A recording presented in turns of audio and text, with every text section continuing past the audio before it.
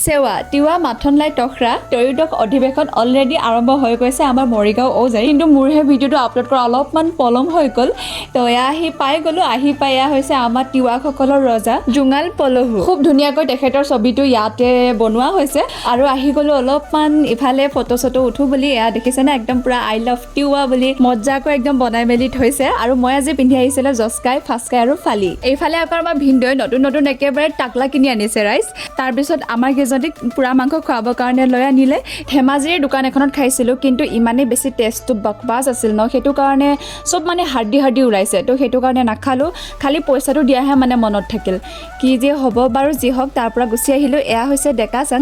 ইয়াত পিছে আমাৰ ছোৱালীবোৰক সোমোৱা এলাউ নাই তো সেইটো কাৰণে মই বাহিৰৰ পৰা অলপমান দেখাই দিলোঁ তাৰপিছত আহিলোঁ নৃত্য চাবলৈ ইমান ধুনীয়া নৃত্য কৰিছে তো সেইটো কাৰণে চাই আমি এনজয় কৰিলোঁ আৰু কোনে তিৱা সাহিত্য সভা আমাৰ মৰিগাঁও ঔজাইত চাবৰ কাৰণে আহিলে কমেণ্ট কৰি জনাবচোন।